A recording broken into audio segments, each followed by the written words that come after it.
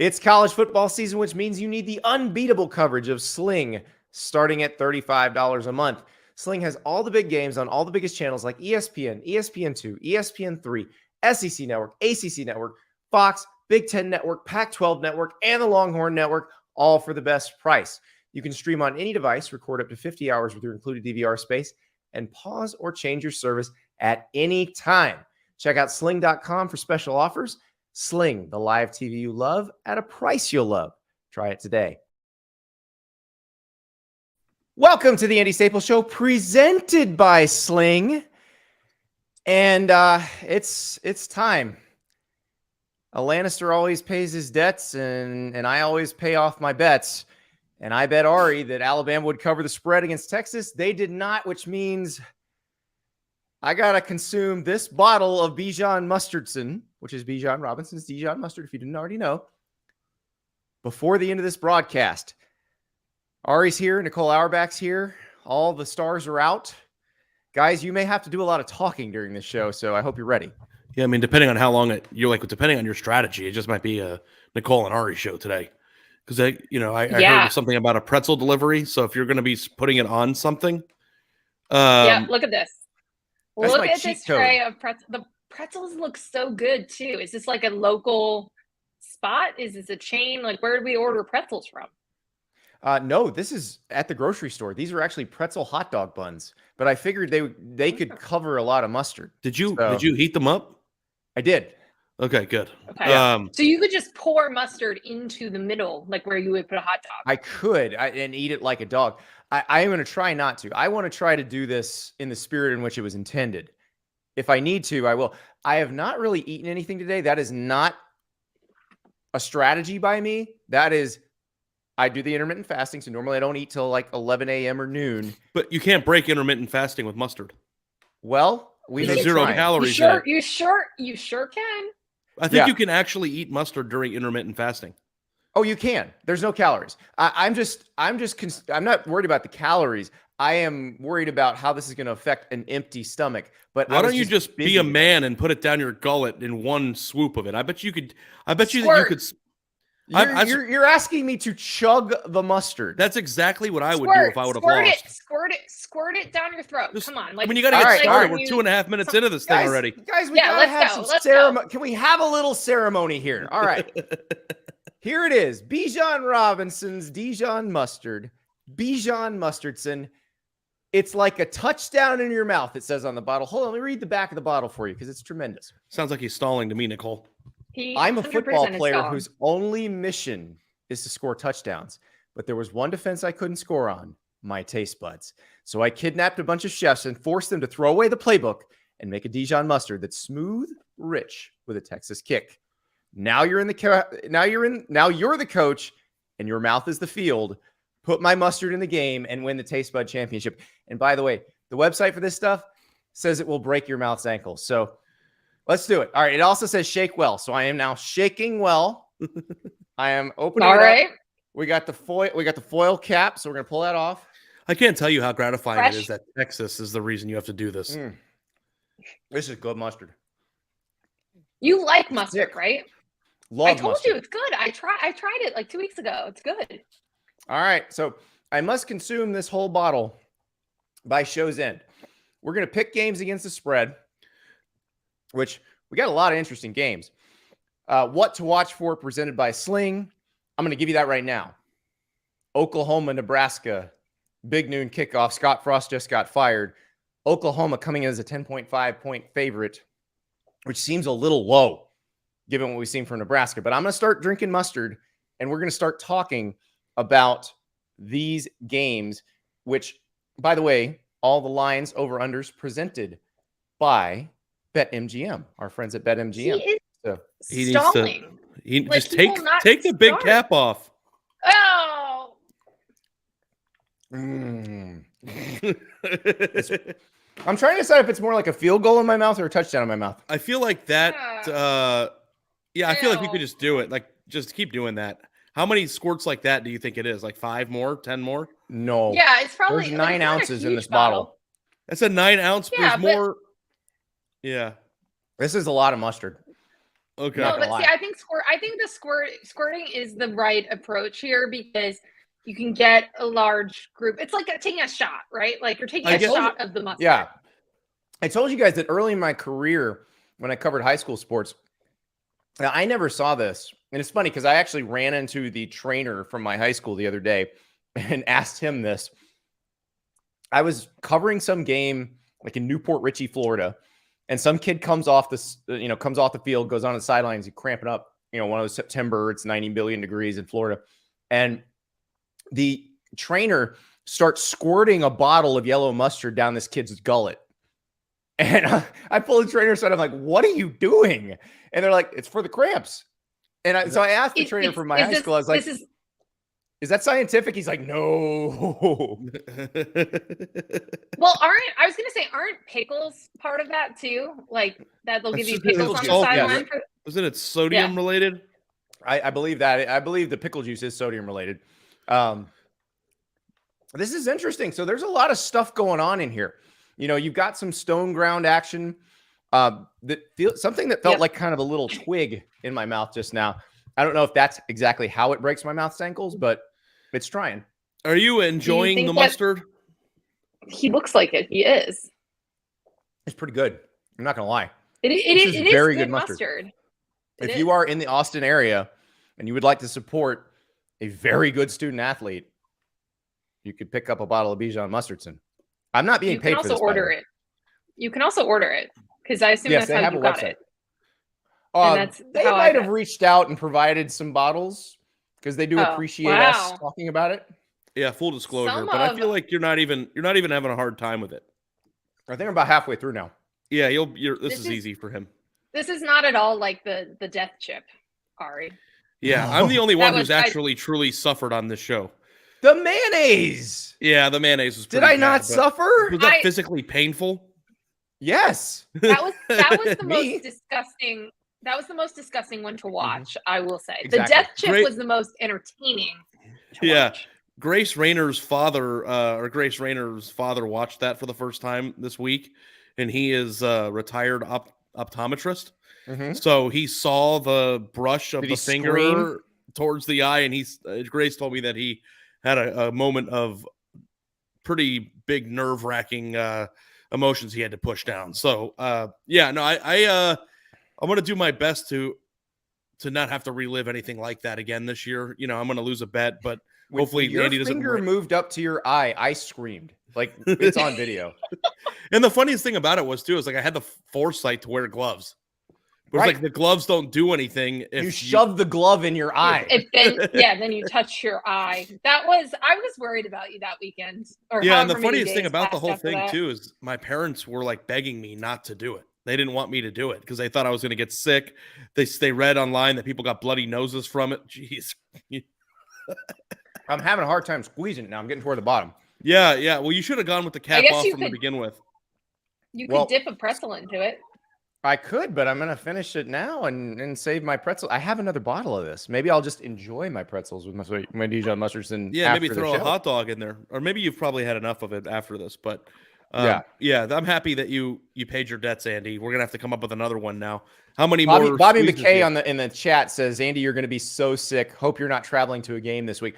So that is something I am concerned about because people have reached out saying they've had friends who did this for money or because they lost a bet. And that it's not when you're doing it that it's after that there's some ill effects, which I'll let you guys know. David Green says just joined and saw you squeeze a bottle of mustard out like a Gatorade. Don't know what I expected. That's what you should have expected. Yeah, that's what the show is. You gotta scoop it out. You gotta get like a knife in there now. I may have to. I may have to cut it open with scissors while I get a knife. Ari, here's how you can tell that he's enjoying it too much. It's been 5 minutes and it's already almost gone. Yeah, I don't know if he's trying to. We thought he'd need the whole show.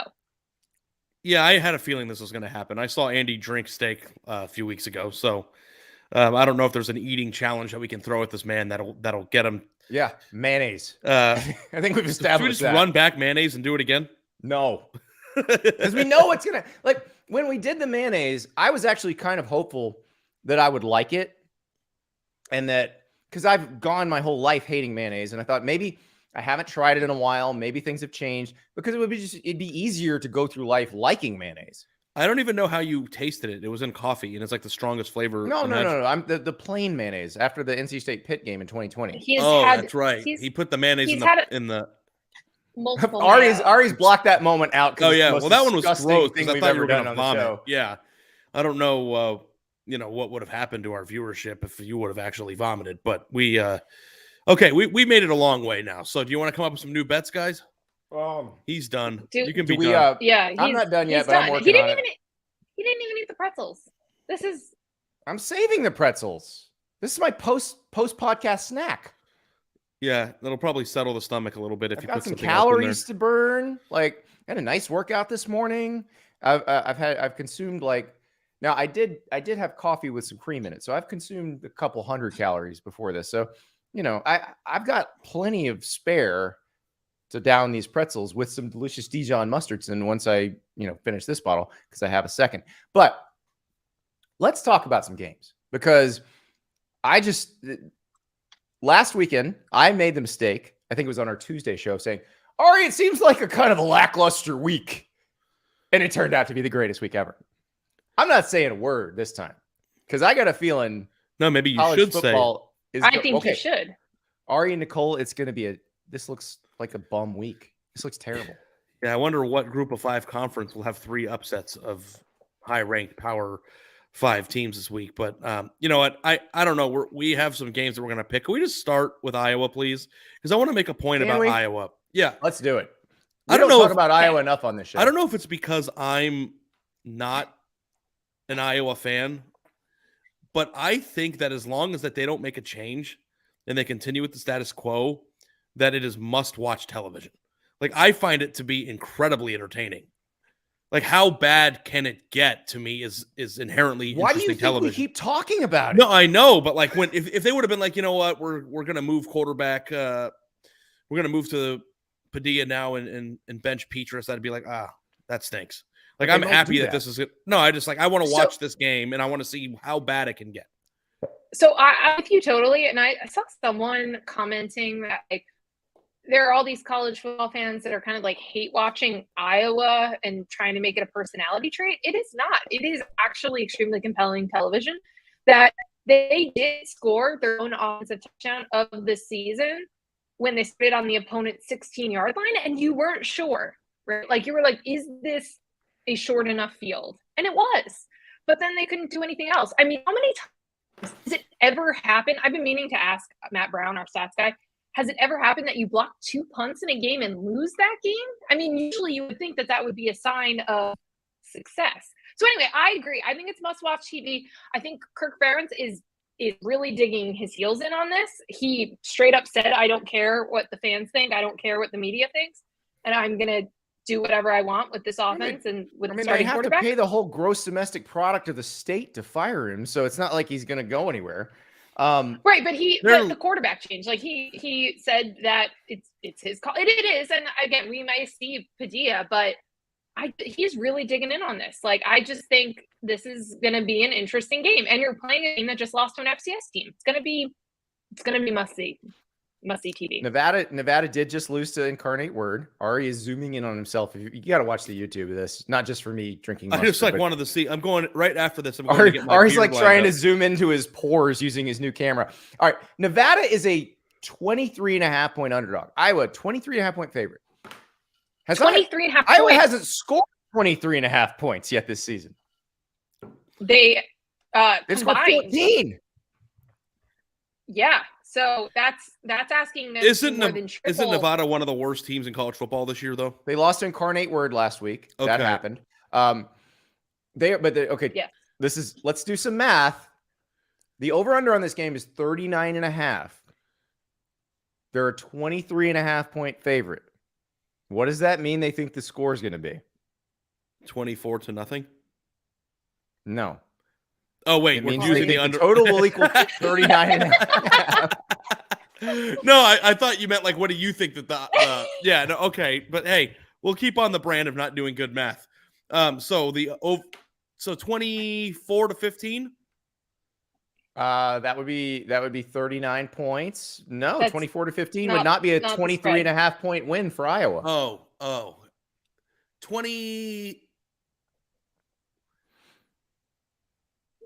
Honestly, I'm trying to figure This is great. I'm not going to do such good pod right here. It's so much funnier watching. Okay, Iowa has to win by 23.5. So 24. 34. I can't figure it out. 39 minus 24 is. Oh my gosh, this is great. 15, right? Keep it up. Keep it up. Yes. Keep going. Talk it through. Talk through it. Show your work. Yeah. Okay. So 31. Oh, can't believe somebody gave it to you in the comments, Joe. Oh, I'm not even looking at the comments. I'm not looking at the comments. Well, you should. The score you're looking for is around 31-7. Okay. 32-7, something like that. 32-6. Oh yeah, I should have been able to figure that out. That was bad. Yeah. Hey, just listen. That was highly entertaining, though. I enjoyed it. You guys want to you want to laugh even more? There should be a math segment every single week. Know for a fact that I could not pass a high school English test, and I write for a living. So, like, if you think that is embarrassing, like, I don't know what an adverb is. Yes, you do. Shockingly, Ari does not know what an adverb is. What is an adverb? Ari. That's why you didn't get that joke. But you know the word adverb, and you don't know what an adverb is. This is. Like, I don't know, like, technical grammar stuff. I just have been writing enough. You never used the gerund stand when you were diagramming sentences. All I know is I know how to write about sports, and then if there's something wrong, then someone else is paid to fix that thing. The grammar stuff. If I was perfect with grammar, then why would we have editors? Please never go out on your own, Ari. Please stay in the loving arms of the Athletic with our fantastic editors. Yeah, we should go down the list of it. This conversation is a little bit like the Iowa of sports writing. You are to math what Iowa is to offense. Yeah. And so am I. Yeah, that's probably because I didn't get it either. And somehow people keep thinking I can do it, which is also what they're doing with Iowa's offense. So here's the real question. Do we believe that Iowa can score 31 or 32 points? I firmly believe that Iowa can hold Nevada to 7 or 6 or less. Well, okay. So I would like to know how many points are going to be scored by the defense. Because I think if you have a pick 6 or 2, yes, absolutely. But in general, no. I'm going to take Nevada on the points, and I'm going to go under. I know I don't know if we do over and unders, but under for Iowa feels like the safest bet that there possibly is in college football. 30-0 or 27-0 feels like a perfectly reasonable outcome for this game. Who's winning that? Especially if the defense scores a touchdown or sets the offense up I think it's remarkable. Iowa should win this game, but I just don't know how comfortably. I think it's remarkable that every single week we automatically assume that Iowa is going to score a special teams or defensive touchdown. Like, that's an easy thing to do. Like, they're not going to score a defensive touchdown every week. Now, they might. It's easy for them because they're elite at those things. I mean, how much better is what makes this so fascinating? How much better is South Dakota State? Two safeties in that game. That's how much better is South Dakota State than Nevada? South Dakota State's probably better. Yes. So Nevada's whole team went to Colorado State with Jay Norvell. Yeah. So you got that. Guys, I just want to hit Iowa in the over. I want to let you know. I want to announce the mustard is done. Okay. Bijan Robinson, Bijan Mustardson. This is a tremendous product. I highly recommend it to everyone. Great on its own. Can't wait to try it on these pretzels later because I want to pop these pretzels back in the microwave so I can do some dipping. So I got another bottle. We may go through 2 bottles of Bijan Mustardson today. You're just only going to watch me do 1. Yeah, I think for your sake, you should probably just relax. But, that's up to you. Guys, when we come back, we are headed to Lincoln, Nebraska, where all manner of tomfoolery is going on. And Oklahoma is headed there as a 10.5-point favorite. And that feels very, very low. We'll talk about that when we come back. It's college football season, which means you need Sling TV, where you can watch unbeatable college football coverage starting at just $35 a month. Get everything you love about college football, rivalries, marching bands, bowl games, conference power rankings, all of it comes with Sling. Plus, Sling has all the big games on the biggest channels: ESPN, ESPN2, ESPN3, SEC Network, ACC Network, Fox, Big Ten Network, Pac-12 Network, Longhorn Network. That's right, I watched Quinn Ewers' debut on Sling. The best part is getting Sling is easy. It's easy to set up and even easier to use. You can stream on any device and record up to 50 hours with your included DVR space. Plus, you won't get locked into a long-term contract. So if you're looking for the perfect place to spend your Saturdays, you need to take a look at Sling, where you can get everything you love about college football for the best price. Check out sling.com for special offers. Sling, the live TV you love for a price you'll love. Try it today.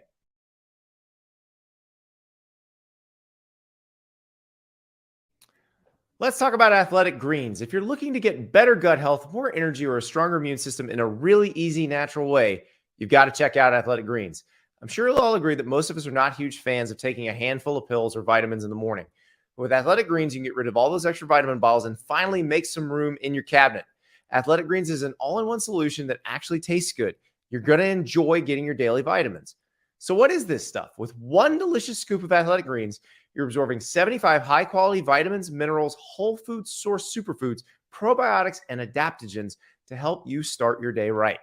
This special blend of ingredients supports your gut health, your nervous system, your immune system, your energy, recovery, focus, and aging. All the things. Right now, it's time to reclaim your health and arm your immune system with convenient daily nutrition, especially heading into cold and flu season. It's just one scoop and a cup of water every day. That's it. No need for a million different pills and supplements to look out for your health. To make it easy, Athletic Greens is going to give you a free 1-year supply of immune-supporting vitamin D and 5 free travel packs with your first purchase. All you have to do is visit athleticgreens.com/Andy Staples. Again, that's athleticgreens.com/Andy Staples to take ownership over your health and pick up the ultimate daily nutritional insurance. That's athleticgreens.com/Andy Staples. Welcome back. Let's head to our What to Watch for, presented by Sling game. That is Oklahoma at Nebraska. Big noon Saturday on Fox. Oklahoma's only a 10.5-point favorite. Scott Frost just got fired. Mickey Joseph, your interim coach at Nebraska. Nebraska just lost to Georgia Southern. A whole lot of weird here. So Oklahoma's a 10.5-point favorite. Nebraska, the over-under on this game is 65.5. I will point out, Nebraska gave up 45 to Georgia Southern last week in a game where the total was 87 points. Oklahoma might score enough to hit the over against this defense unless something dramatic has changed since Mickey Joseph took over. Yeah, I am surprised by that. Also a little bit surprised that Oklahoma is not a bigger favorite. Although I will say Nebraska played Oklahoma way closer than we thought was possible last year. And this is Brent Venables' first time on the road and first big game as the head coach of the Sooners. The offense came alive late, right before halftime last week, but hasn't been world beating. I think that it will look that way against Nebraska's defense. But yeah, to me, this is an easy pick. Although I guess you do have the factor of how are they going to play for an interim head coach who, Nebraska's athletic director has said is going to get consideration for the full-time gig. This is a 9-game audition. You're trying to provide some sort of spark and positive energy for the Nebraska team. So I get that is a variable, but I mean, I got the Sooners are going to cover this. And I agree with you. I think they're going to be able to pick their number on this Nebraska defense. I mean, Georgia Southern is 2 games into Clay Helton's tenure, changing the offensive system and did that. Yes.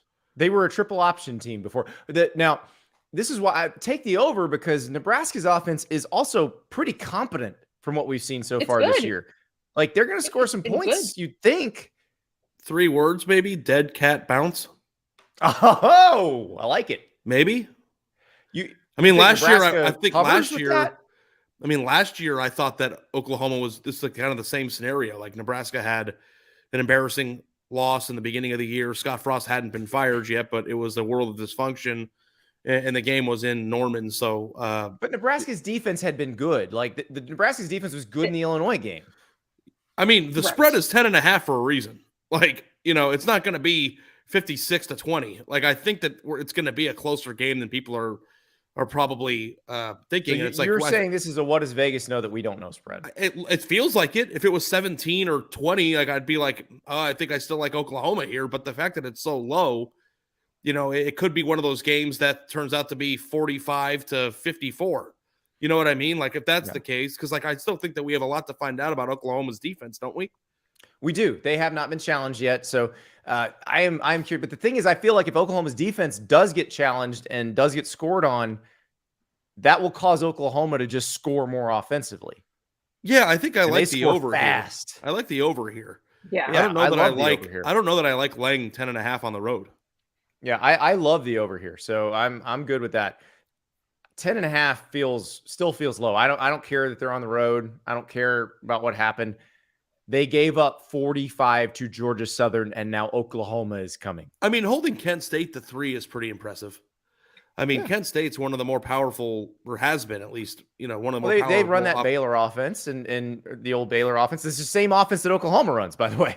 They've had a pretty easy time scoring in the MAC, so they've got some talent on that team, and to score 3 points, I know talent, but it maybe Oklahoma's defense is pretty good too. But if Oklahoma goes in there and wins 56-14, I think I'd be surprised. Let's go to another one that looks like a what does Vegas know that we don't line. Michigan State +3 at Washington. Now, look, I know Washington has looked impressive so far, but they've played Kent State, who we just talked about, and they played Portland State. We don't know what Kalen DeBoer's team really is. Happy to see Michael Penix Jr. doing well after 3 consecutive season-ending injuries at Indiana, but I feel like Michigan State's a more known commodity at this point. But so here's the thing, like last year, Washington struggled with FCS competition. Like I get that factor, but I do think we've seen some things from Michael Penix Jr., the blocking for him, the passing game, all these things. Like this is Michael Penix Jr.'s first healthy off season ever, maybe. Like I just think this has been kind of a revelation, and I totally understand why Michigan State fans and a lot of people are confused by this line, but I do think this is a very hard place to play. I also think that Michigan State still, to me, looks very boom or bust with their offense. And like we saw that very clearly in week 1. I think even Akron had a couple moments like early in this game where it looked like it could go a little bit differently. Still had one of the worst passing defenses, or I think maybe the actual worst passing defense in the country last year. Like, I still don't know what I've learned about Michigan State this year. I think that some of what we think about them is still, kind of rolling over from last year. So I don't really have a problem with this because I think it is going to be a really good test for Michigan State. And I understand they're ranked and they're, going to an unranked opponent. So it's weird that they're not favored. Yeah, the ranking thing doesn't matter to me this time of year. I don't know about you guys. I don't care where I'm going to say it. Michigan State's going to win this football game.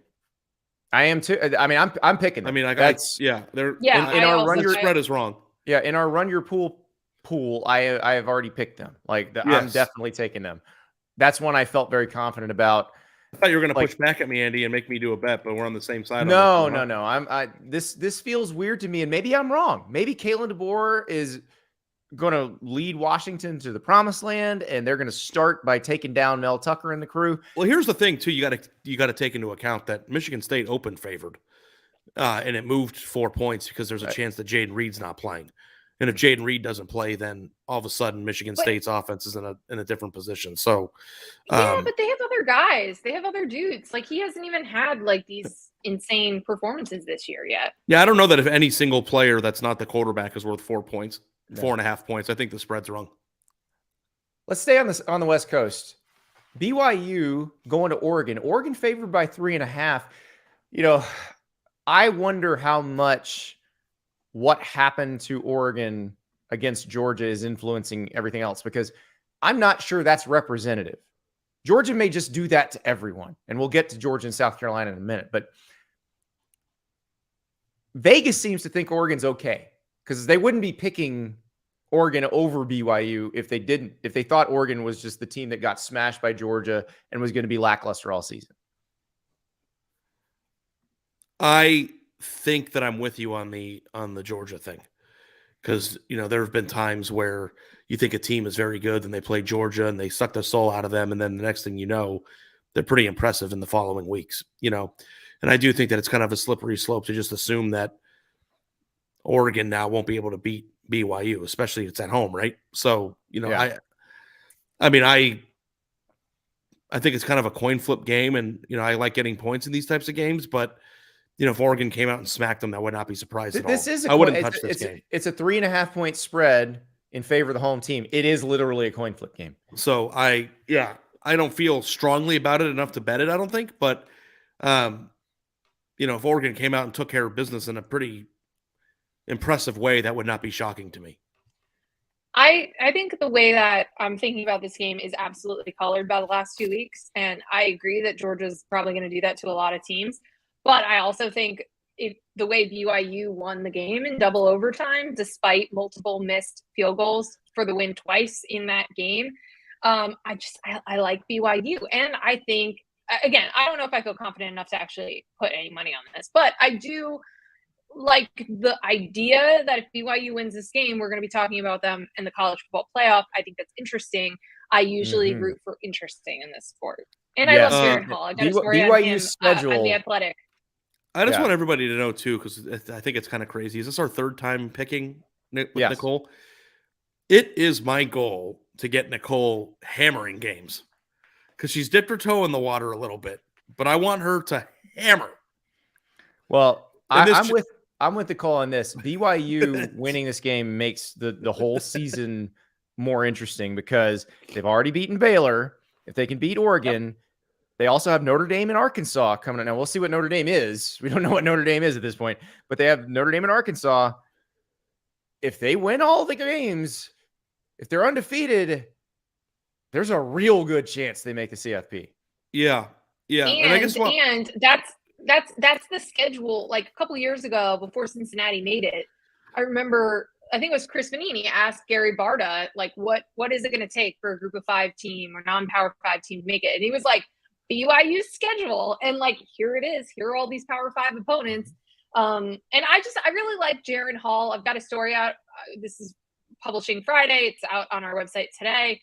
And I just really enjoy him. I think he's a really interesting quarterback. And I just really like this team. And I'm rooting for interesting. So maybe that's not a reason to actually put money down on something, but it is a reason to emotionally. We think Baylor is better than Oregon, right? No, we don't. I think they're probably about equal. Yeah, I think that Baylor's probably better than Oregon. I think Baylor is one of the better teams in the Big 12 and one of the teams that can compete for the Big 12 title. But I also think Oregon is one of the teams that can compete for the Pac-12 title. Yes, I think that if BYU goes undefeated this year, then that is a playoff resume. Yeah, because Arkansas, so far, so good. We'll see as they go might forward. Be the best team on that schedule. Might be. When we come back, we're going to head to SEC country, some big out-of-conference games, and then one conference game with a huge road favorite spread. We got to talk about it when we come back. You guys have been listening. You know that getting in my daily workout is a must. But up until recently, if I had a few drinks the day before, sometimes it didn't happen. Now, though, I drink a Z-Biotics before any alcohol, and I know that tomorrow I'm going to be able to stick to my routine. Z-Biotics Pre-Alcohol Probiotic is the world's first genetically engineered probiotic. It was invented by PhD scientists to tackle rough mornings after drinking. Here's how it works. When you drink, alcohol gets converted into a toxic byproduct in the gut. It's this byproduct, not dehydration, that's to blame for your rough next day. Z-Biotics produces an enzyme to break this byproduct down. It's designed to work like your liver, but in your gut where you need it most. So just remember to drink Z-Biotics before drinking alcohol, drink responsibly, get a good night's sleep, and feel your best tomorrow. Give Z-Biotics a try for yourself. Go to zbiotics.com/Andy and get 15% off your first order when you use Andy at checkout. Z-Biotics is backed with a 100% money-back guarantee, so if you're unsatisfied for any reason, they'll refund your money, no questions asked. Go to zbiotics.com/Andy for 15% off your first order, and then when you use the code Andy at checkout. zbiotics.com/Andy, code Andy at checkout. Yes, it's football season. Yes, we're headed toward October, but I live in Florida. It's hot and sticky all the time. And for me, that means hot, sleepless nights. But I recently found a way to stay cool at night so I don't wake up all sweaty and sticky. Since I started using Miracle Brand self-cooling bed sheets, I stay comfortable all night long. Using silver-infused fabrics originally developed by NASA, Miracle Brand sheets are thermoregulating and designed to keep you at the perfect temperature all night long, so you get better sleep every night. These sheets are infused with natural silver that prevent 99.9% of bacterial growth, leaving them to stay cleaner and fresh 3 times longer than other sheets. No more gross odors. Miracle sheets are luxuriously comfortable without the high price tag of other luxury brands. The sheets use a premium 500 thread count sateen weave that's made with USA-grown Supima cotton, which is one of the highest quality cottons in the world. So go to trymiracle.com/Andy and try it today. We've got a special deal for our listeners. Be sure to use the promo code Andy at checkout to save 40% and to get 3 free towels. Miracle is so confident in their product, it's backed with a 30-day money-back guarantee. So if you aren't 100% satisfied, you'll get a full refund. Upgrade your sleep with Miracle Brand. Go trymiracle.com/Andy. That is trymiracle.com/Andy. And then use the code Andy to claim your free 3-piece towel set and to save 40%. Again, that's trymiracle.com/Andy. All right, guys, we have 2 huge non-conference games in the SEC. Where are we going? We going to Aggie Land or are we going to the Plains first? I say let's start in College Station. All right. Oh, wait, is that game in Coral Gables? Where is that game? It's in College Station. Never a game in Coral Gables. Miami Gardens, possibly, but never Coral Gables. And that is a massive sticking point in recruiting. So that was just a default knee-jerk reaction. My apologies to the Miami. Nicole, I say it every time, and he corrects me every time, so don't feel bad. Yeah. No, it's just funny because that's what all the Florida and Florida State fans make fun of Miami for. Like, you guys don't even have an on-campus stadium. So, like, it is at Kyle Field, and it is fascinating because Texas A&M, after losing to Appalachian State with a woeful offensive performance, now faces a stretch of 4 increasingly more difficult opponents. Miami, Arkansas at a neutral site next week, at Mississippi State the following week, at Alabama the week after that. Some stuff's got to change, or they are on an express ride to 7-5 or 8-4. Is A&M's offensive situation like Iowa light, where you're just kind of like waiting to see if they break through this? Or so I was thinking about that exact situation earlier today, and it feels different because I feel like you have a head coach who's more willing to make a quarterback change. And also, even though Jimbo wants to call the plays and like wants to run a specific offense, I still think like he will adapt and change and tweak things in a way that Iowa is so set on what specifically they're doing, and they're just waiting for receivers to be healthy enough to see if it changes anything, and not schematically, not like actual shifting of anything, where I feel like A&M might have to do that. Massive indictment of the Ferentz family when you say that Jimbo Fisher, it might be more adaptable than them. Massive indictment. But don't you You're think right. So? I feel like the Ferentz 100%. family is also, like they're not moving off of this. Like to picture what Iowa would look like if they had Evan Stewart on their team. But they wouldn't throw to him. They would. I mean, they might to Purdue and total is he'd be a hell of a decoy, Andy. Total in 2 games. He'll lead the country in receptions. I don't know if we are we on the point now where we think Miami's good. Don't know what Miami is. They haven't been tested yet at all. We think Tyler Van Dyke is good, but I will say I think we're going to see Max Johnson in this game for Texas A&M. Yep. I don't know if he starts, but I think we're going to see him. But what is it about Max Johnson that makes you think anything's going to be different with him? He's not. He's a different person. He's just a different. That's his number one qualification. Well, that's usually why you like the backup quarterback. Yeah, but I've seen him win games in the SEC. That's not why I like the backup quarterback. I like the backup quarterback because I think that they're recruited higher. He has 7 more SEC wins and 7 more SEC losses than Haynes King. Yeah. I mean, I feel like Max Johnson had 1 really good game in his entire career. No, he had a few. I mean, the Florida game in 2020 is one of them. But like, he had a great game against Texas A&M last year. He beat them with a pass. A 28-yard touchdown pass with 20 seconds to go. Yeah, I guess like a different quarterback gives you a different option. It's kind of the same thing that's like with the Iowa thing. It's like, do they switch the quarterback and all of a sudden they're going to put up 30 a game? Like, it doesn't work that way. But I feel like the pressure to win this football game is pretty high for Jimbo Fisher. Oh, I mean, you saw the message board geniuses Twitter this week. Those guys were. Whew. Did you see the post about one of the fans saying that if he has this huge buyout, the only way that we can get him to go is by making him want to leave, and like coming up with like multiple torture scenarios that aren't violent but also would make his life miserable. Flattening his tire and stuff every day, so that he all-star scenario, like every song he hears is Smash Mouth's basically all-star, like do all those type, treat him like shit in public. Like it was just this random Texas A&M's fans way of like treating him so terribly everywhere he goes that he'll just want to leave the city. And it's like, are we at that point in College Station now that we should be it'll get worse. Thought that Jimbo Fisher was like the savior of the program a month ago. What were you saying, Nicole? He got his extension last year. I was going to say, I mean, if you think this is a low point, watch if they lose 4 games here or 3 of 4. I mean, it could get really rough. I also don't think one thing that changing the quarterback doesn't necessarily change is the offensive line and some of the other problems that Rice Foster coming back though. Okay, all right. So there's a boost. But I was going to say, I mean, like the time of possession and the amount of snaps in that App State game were extremely concerning. And like, that's obviously not something you can continue to do. I also like Tyler Van Dyke, but I just think A&M has to win this game, and they're going to, and they're going to change quarterbacks. They're going to do whatever they have to. Going 2-2 in this 4-game stretch is difficult for almost anybody. And A&M probably, to have this kind of season at once, needs to go 3-1.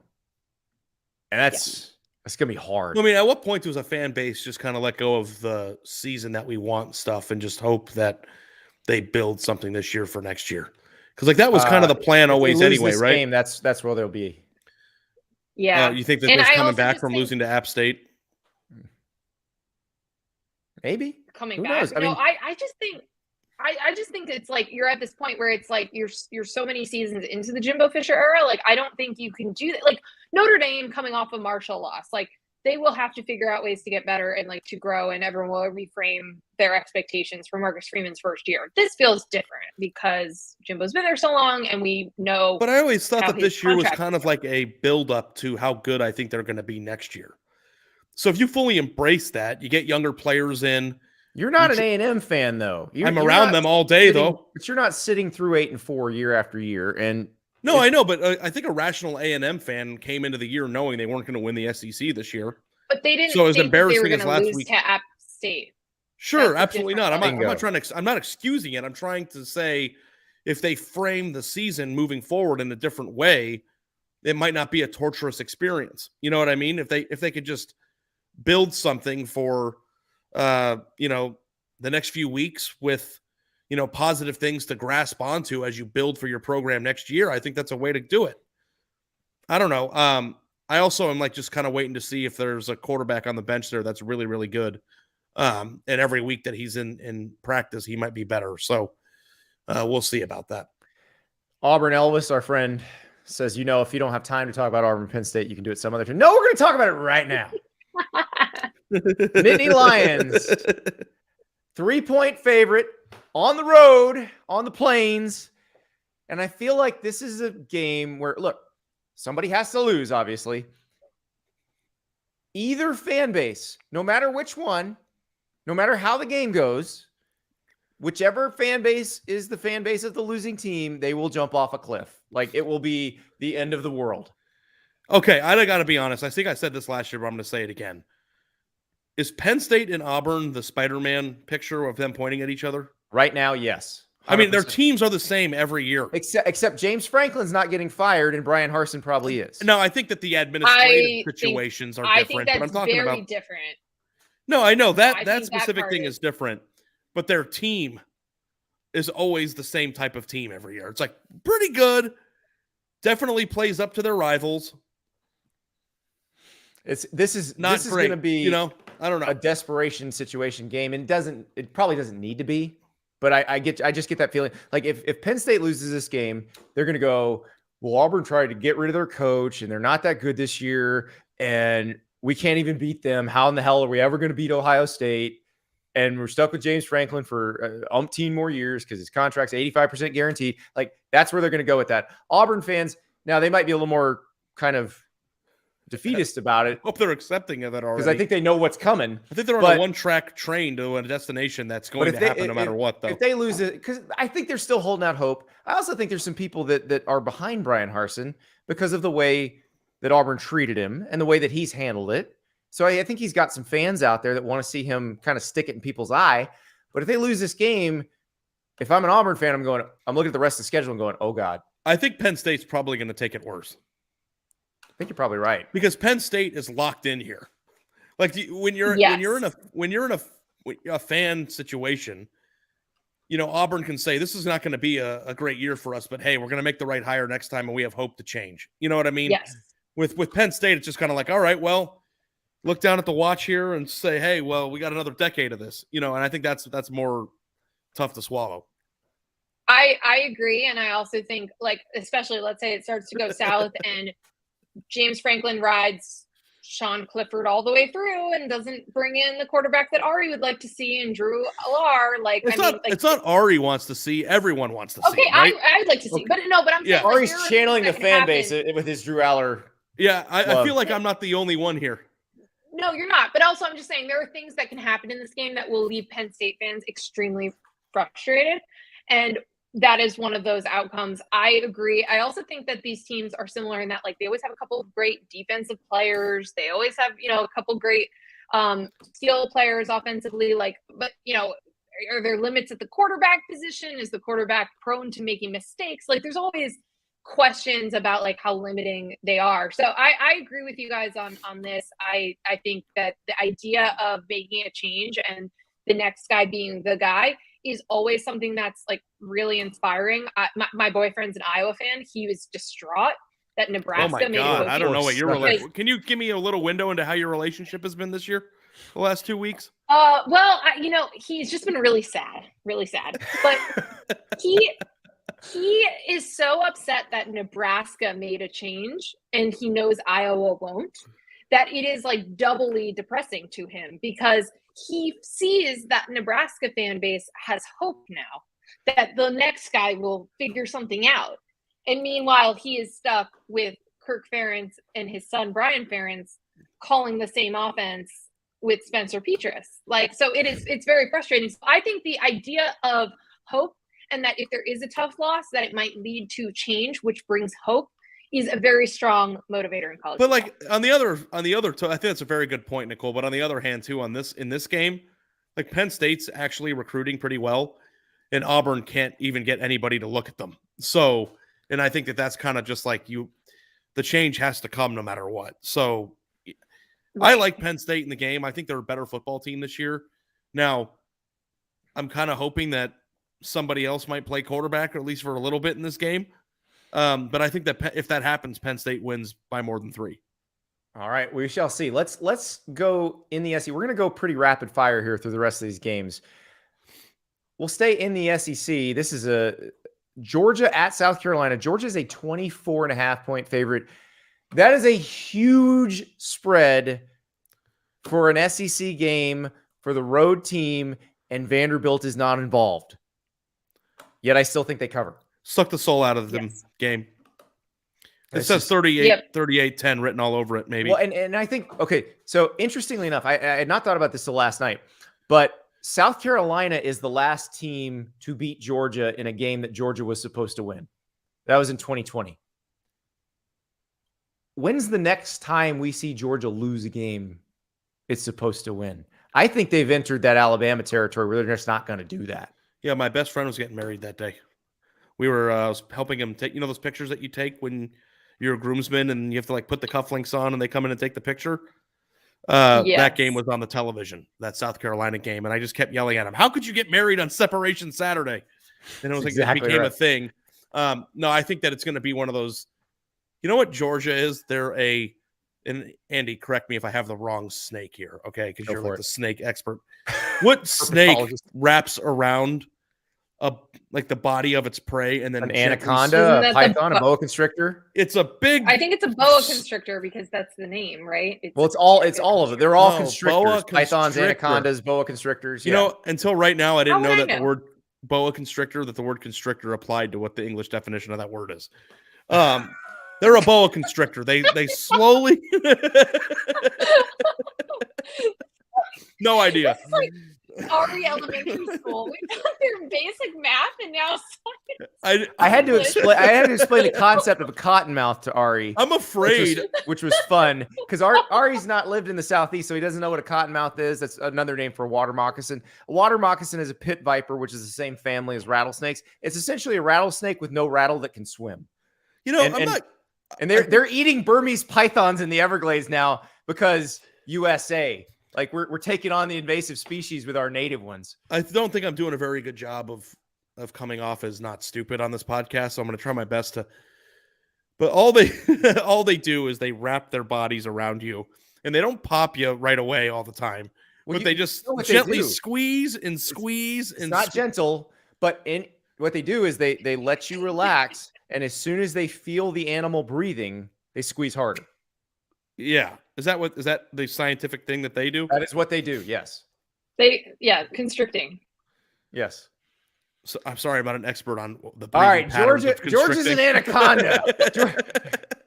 George was Ice Cube an anaconda? I think he was an anaconda. I don't know, man. I'm trying my best to get some analogies here, and it's not working. Let's. Could you imagine if I took the SAT tomorrow?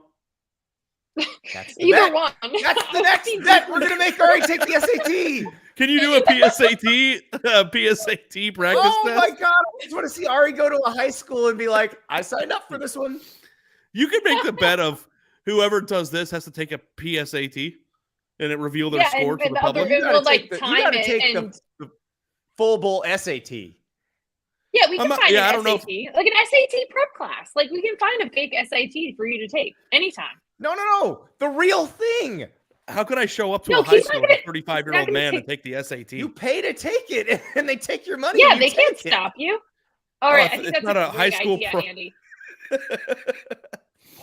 I mean, I gotta know. A standardized test. Ari's gonna take a standardized. You know, when I took the SAT, I got an 1150, which is not a very good score, but it was good enough to get into an in-state school. And the night before, I went to prom. So I never took a PSAT class or anything, and I got a pretty good score for somebody who had zero preparation and was hungover. You signed up for an SAT the day after prom? I think I signed up for it before realizing when prom was, and it kind of just worked out that way. And then my dad took me to Chompies after it was over. Ooh. But I took it hungover and unprepared, and I got a pretty good score. On holla. Yeah, I think I would be okay at it. So this makes me think that you taking it unprepared now could only really go one direction. Well, it should, as you become an adult and you go out into the world, should your experience in life help prepare you to take a test like that, or is the fact that you haven't been to a class it will not help you at all? Your score will go down. No, it's like, so your score goes down. I guarantee you, if I took the SAT right now, I would score significantly lower than I did in high school. 100%, because you're also you're being trained in a lot of the way that you're taking classes for those tests. So the reading comprehension and the analogies and all the different things, you're thinking about things a certain way. The math questions about if this train leaves at this time going this speed and this train leaves when's the last time you thought about a question like that, Ari? Yeah, that's true. But I do think I would do good on the analogies part. Well, you do well on the analogies part?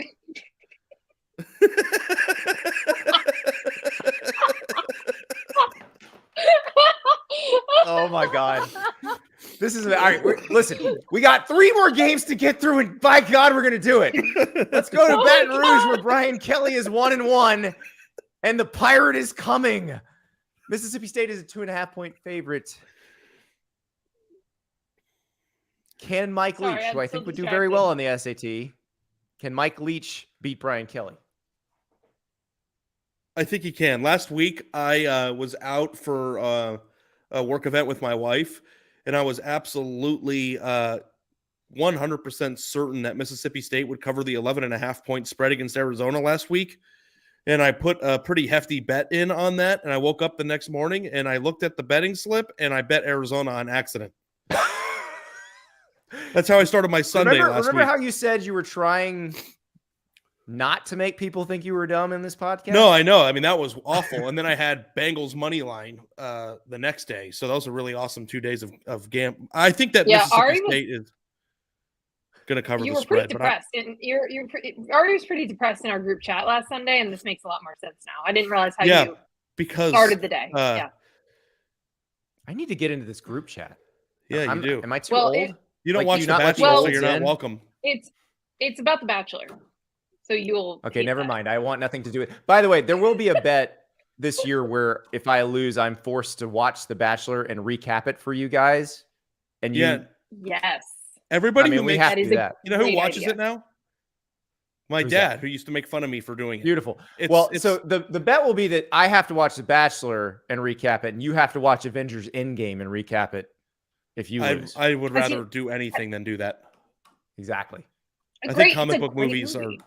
Yeah, I can't stand that stuff. All right, we'll have to discuss this at another time. It's a great movie. All right, we got 2 more games. Wait, are we? Go ahead, do Nicole. We have to make a pick, or are we just set? I'm gonna take Mike Leach. I'm gonna take Mississippi State in this game. I just think now I feel bad because I took the Pirate in our pool.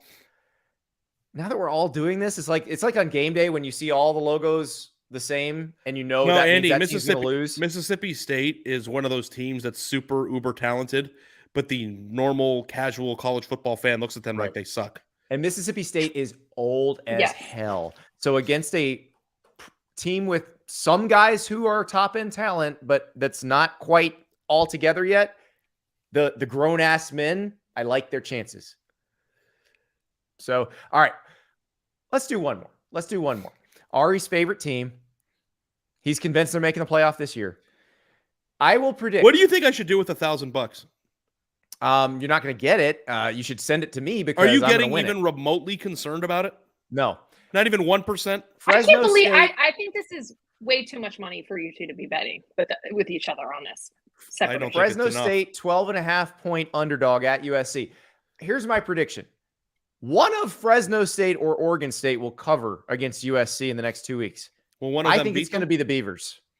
Will one of them beat them? The Beavers might beat them. Okay. But I don't think Fresno State beats them. Yeah, I think that Fresno State is going to get its brakes beaten off. Yeah, here's the thing. USC is competent offensively. I think they're more than competent. I think this is like a Lincoln Riley offense. We're seeing that. I have questions about them defensively. Like they've forced a lot of turnovers, been handed a lot of turnovers. Like I don't know if that stuff will keep up, but they will figure out how to get some stops. I'm with you, Ari. I'm with you. You just dropped Oklahoma into the Pac-12, and Oklahoma makes the playoff every year. And you don't think they're going to make the playoff this year? I don't because you think they Oregon are? State's, I 1,000% think they're going to make the playoff this year. I don't think they play anybody good. I think that's really high expectations for year one. I still think Utah is better. They might not make it, but I just don't look at the schedule and say this is a team that's absolutely going to beat them. And if they're scoring 40 points a game in the Pac-12, then they might not lose. I don't think it's insane to think that they might make it this year. Well, we shall see. I think they're a couple of years. I think they're a couple of years away, but I see where you're coming from. That's fair. They've got an easier path than Oklahoma does. Yeah. Well, I'm They've got the best young quarterback in college football and one of the best receivers. Yeah, and Kansas is undefeated in Big 12 play. So Stuart Mandel speaking it into existence. He said Kansas would win 3 conference games this year. He also said they'd lose to Duke. And guess what? That sounds possible too, because Mike Elko undefeated right now too. Guys, it has been go ahead, Nicole. I was just saying, thank you for ending with the football programs that are Kansas and Duke. I appreciate that they got a shout out in the show. Absolutely. Guys, it's been the weirdest college football season of all in the first 2 weeks. Let's all hope it continues. We'll talk to you after the games.